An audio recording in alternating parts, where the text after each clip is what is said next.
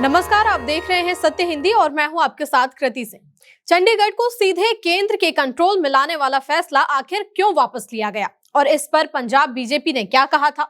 अब कई बातें साफ होती दिख रही हैं। केंद्र सरकार ने चंडीगढ़ को संविधान के अनुच्छेद 240 के तहत रखने के लिए जो संविधान संशोधन बिल तैयार किया था, उसका राजनीतिक तौर पर काफी विरोध हुआ था। खुद पंजाब बीजेपी ने भी इस फैसले से असहमति जताई। द इंडियन एक्सप्रेस की रिपोर्ट के मुताबिक बिल संसद में पेश होने से ठीक पहले केंद्र ने पंजाब बीजेपी के बड़े नेताओं को एक अनौपचारिक नोट भेजा था, जिसमें बताया गया था कि ये कदम जरूरी क्यों है। लेकिन पंजाब बीजेपी ने साफ कह दिया कि वो पंजाब की जनता को ये फैसला समझा ही नहीं पाएगी। तो सवाल ये है कि आखिर बीजेपी की ही नेता इस फैसले के खिलाफ क्यों थे? उन्हें किस बात का डर था? इस पर अब काफी परतें खुलनी शुरू हो गई हैं।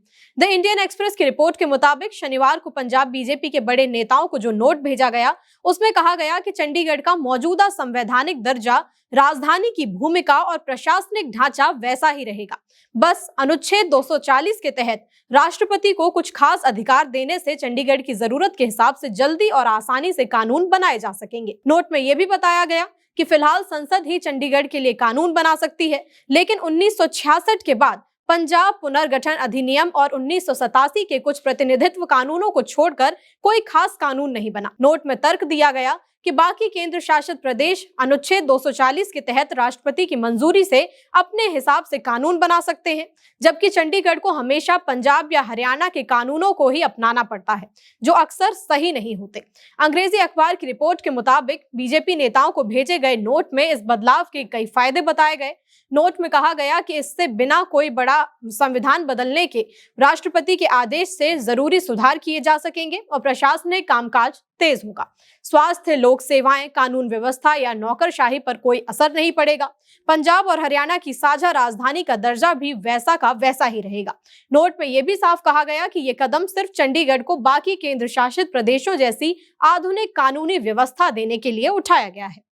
रिपोर्ट के मुताबिक पंजाब बीजेपी नेताओं ने तर्क दिया कि विधानसभा चुनाव में अभी सिर्फ 1 साल से थोड़ा ज्यादा समय बचा है। ऐसे समय में ये कदम राज्य में कानून व्यवस्था को हिला सकता है और इसे अनावश्यक उकसावा माना जाएगा। बीजेपी के एक नेता ने नाम न बताने की शर्त पर इंडियन एक्सप्रेस से कहा कि हमें समझ नहीं आ रहा है कि ऐसे समय पर यह फैसला क्यों लिया गया। प्रधानमंत्री मोदी जी सिख समुदाय से लगातार संवाद बना रहे हैं। अभी गुरु तेग बहादुर जी का 350वां शहीदी दिवस मनाया जा रहा है। कुरुक्षेत्र में प्रधानमंत्री खुद कार्यक्रम में शामिल हैं। पंजाब यूनिवर्सिटी के सीनेट और सिंडिकेट को केंद्रीय नियंत्रण में लाने का मामला भी अभी ठंडा नहीं हुआ है।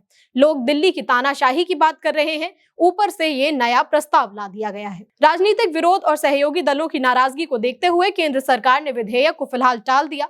सूत्रों के मुताबिक पंजाब बीजेपी के फीडबैक के बाद ही केंद्र ने अपना इरादा बदल दिया।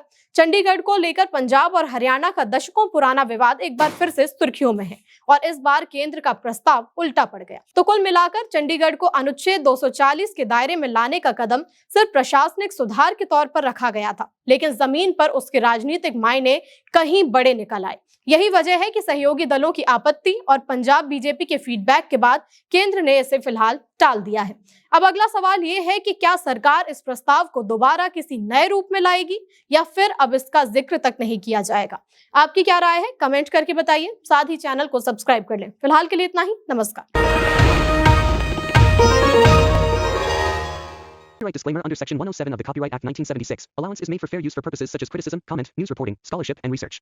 Fair use is a use permitted by copyright statute that might otherwise be infringing.